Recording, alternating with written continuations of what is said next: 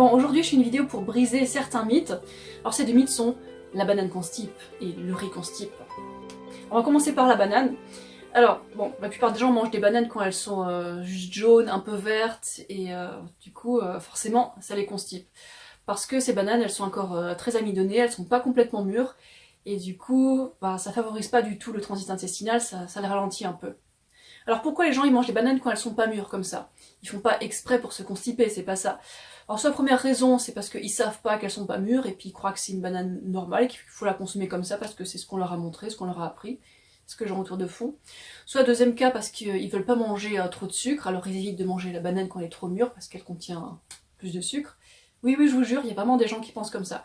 Ou alors troisième cas de figure, les gens les mangent quand elles sont pas très mûres parce que s'ils les laissent trop mûrir, elles vont être abîmées, elles vont avoir des grosses taches noires et puis ça va être pas bon, ça va être fermenté, alcoolisé, c'est berk. Donc qu'est-ce que vous pouvez faire? Alors premièrement, c'est savoir que les bananes mûres, elles ont des petites taches noires partout. Elles sont jaunes, il reste plus de vert et elles s'ouvrent facilement. Vous savez que votre banane elle est pas mûre quand vous l'ouvrez, elle fait quand la peau elle résiste vraiment. Là, c'est qu'elle est pas mûre. Ensuite, n'ayez pas peur de manger des bananes mûres, c'est extrêmement sain. On a comme pas mal d'études là-dessus maintenant qui disent que les fruits, ils sont extrêmement bons pour votre santé. Et ils ne favorisent pas le diabète, ni l'obésité, tout ça. Non. Ensuite, si vous voulez manger des bananes qui ne sont pas abîmées, achetez-les justement vertes. Et une fois que vous avez acheté vertes, ramenez à la maison, vous les posez quelque part, vous les déplacez pas tout le temps comme ils le font au supermarché. Parce qu'en fait, quand on les déplace et qu'elles commencent à être mûres, ben là, en fait, on peut les abîmer, et puis là, il y a des taches pas bonnes qui fermentent et qui alcoolisent et berk. Donc, vous les prenez vertes, vous les posez dans un coin, de préférence dans un endroit pas trop froid, pas au frigo, hein. Et là, vous les laissez mûrir jusqu'à ce qu'elles atteignent leur maturité idéale, avec des petites taches noires partout. Et voilà. Et ensuite, vous les goûtez, une fois qu'elles ont la bonne maturité, vous apprenez à les reconnaître, et là, vous verrez, ah, quand même, c'est quand même meilleur comme ça une banane. Vous pouvez les manger telles quelles, ou alors en faire un smoothie, vous rajoutez des fruits rouges dedans, et puis bonne dégustation. Ah oui, pensez aussi à rajouter de l'eau dans le smoothie, hein, pas juste banane framboise, ça risque de pas être assez liquide, donc rajoutez de l'eau. Bref, pour en revenir à notre histoire de constipation, quand vous mangez vos bananes mûres comme je viens de vous l'indiquer, en fait les bananes n'auront plus tout cet amidon qu'elles avaient avant quand elles étaient vertes, et cet amidon il sera transformé en sucre simple, et ça c'est super digeste pour votre corps, et c'est beaucoup mieux traiter ça, et les bananes mûres favorisent le transit intestinal. Allez-y, hein, testez, mangez des bananes vraiment mûres, mangez-en, je sais pas, un repas entier ou alors un bon goûter, et vous verrez, ça favorise le transit intestinal. Vous irez aux toilettes de manière normale et saine. C'est très bien. Alors, c'est des fibres douces, et c'est pas des fibres dures qui font mal aux intestins, pas du tout. C'est des fibres douces dans les fruits, hein, dans les fruits mûrs. Voilà, donc les bananes ne favorisent pas la constipation, elles favorisent le transit intestinal quand on les mange mûres. Ça c'est mûr, ça c'est pas mûr. Ensuite on va passer au riz, notamment au riz blanc. Alors quand on regarde les fiches nutritionnelles, on s'aperçoit qu'il y a des fibres dans le riz. Bah oui, sinon ça ne tiendrait pas en forme. Donc il y a même des fibres dans le riz blanc. Et je vous dirais qu'il y en a même assez pour avoir un transit normal. Après le riz blanc, c'est pas celui qui donne le meilleur transit, mais il vous donne quand même un transit normal. Et les personnes qui sont constipées en mangeant du riz blanc, alors je me demande ce qu'elles mangent à côté aussi, hein, quels autres aliments sans fibres ils mangent. Et aussi, je me demande quel est leur niveau d'hydratation. Parce que quand vous êtes hydraté, ça favorise vraiment le transit intestinal. Et le peu de fibres qu'il y a dans le riz blanc, ça peut suffire. Après, personne ne mange 100% riz blanc dans sa journée. Je sais pas, vous mangez aussi d'autres choses. Je sais pas, vous mangez peut-être des fruits, des légumes, ou alors d'autres céréales, ou alors des champignons, ou je sais pas quoi d'autre. Alors, plus on rajoute de fibres, et plus le transit il va fonctionner d'une manière rapide.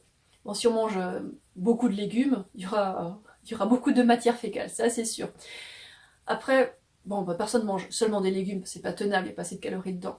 Donc quand on mange du riz, ben, manger juste du riz blanc tout seul, ben, c'est pas super idéal non plus. Je veux dire, niveau micronutriments, ben, il reste pas grand chose, quoi.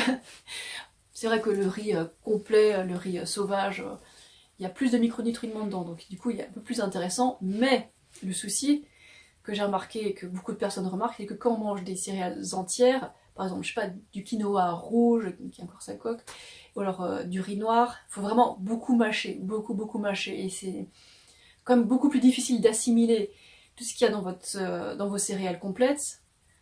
En tant qu'humain, avec notre petite mâchoire, vraiment mâcher beaucoup, et encore. Même en mâchant beaucoup, je m'aperçois que de l'autre côté, quand je vais aux toilettes, il y a encore plein de petits grains qui sont pas digérés, quoi. Donc c'est pour ça que moi je préfère le riz blanc, parce que bon, il est quand même en partie transformé, et il est quand même vachement plus digeste, vachement plus assimilable, quoi. Et pour avoir mes micronutriments, ben, je consomme des légumes avec, voilà. Des légumes cuits avec du riz, et boum. Voilà, facile. Et encore un peu de sauce soja par-dessus, et puis voilà, vous avez tout ce qu'il vous faut. Moi j'aime pas trop les céréales entières à cause de ça, quoi, parce que c'est dur à digérer, et puis si ça coûte plus cher et qu'après ça se retrouve en grande partie dans les toilettes, ben à quoi bon, quoi. Moi je veux pas juste un truc qui me nettoie les intestins, je veux un truc qui me nourrit aussi, qui me donne de l'énergie, voilà, donc des glucides du riz blanc.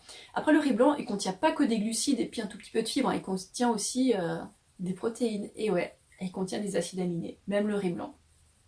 Moi je défends le riz blanc parce que c'est vraiment méga pratique, et il suffit de manger un peu de légumes avec pour avoir le quota de nutriments qu'on a besoin, et les légumes ils apportent plus de fibres, donc c'est bien. Après des fois je mange du riz blanc tout seul des fois, et puis c'est pas un souci pour ma digestion, ça m'empêche pas d'avoir des intestins qui fonctionnent bien, quoi. Après dans la journée je mange aussi d'autres trucs, je mange des fruits, des trucs qui ont plus de fibres, donc du coup ça compense, et puis je suis très hydratée, donc le riz blanc il reste pas coincé dans les intestins. L'hydratation c'est vachement important. Bah, moi j'étais en Asie, j'étais en Thaïlande, et puis j'ai bien vu ce que les gens y mangent. Ils mangent tous du riz blanc. Les seules fois où je vois du riz complet ou semi-complet, c'est dans les restaurants un peu huppés, où ils font des trucs un peu sains. Mais sinon, les Asiatiques, j'ai pas vu qu'ils mangent ça, hein. Les Asiatiques mangent du riz blanc, parce que c'est le plus pratique.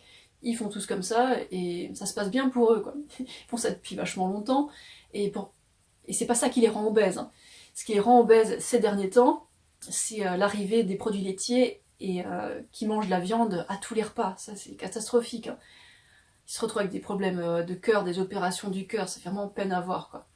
Alors que s'ils se tenaient au riz et puis aux légumes, je sais que c'est pas très à la mode, qu'ils veulent un peu imiter ce qu'on fait dans les pays plus riches, mais c'est pas une bonne idée. C'est pas parce qu'un pays est riche qui fait de bons choix alimentaires, quoi. Au contraire, c'est les pays les plus pauvres où ils ont la meilleure hygiène de vie, quoi. Donc bref, si vous avez bien retenu tout ce que j'ai dit, la banane mûre et le riz blanc, ça rend pas gros et ça constipe pas. Pensez juste à boire assez d'eau, et puis manger un peu de légumes aussi à côté, et voilà, c'est pas très compliqué. Donc des fibres douces, avec du riz cuit, des légumes cuits, des fruits bien mûrs, et voilà, profitez de la vie, mangez des trucs qui ont bon goût. Ah, le riz blanc ça a bon goût je trouve, la banane mûre ça a bon goût aussi. Ok, c'est tout, j'espère vous avoir appris quelque chose, pensez à laisser un pouce vers le haut et à vous abonner, et puis à bientôt pour d'autres vidéos. Ciao.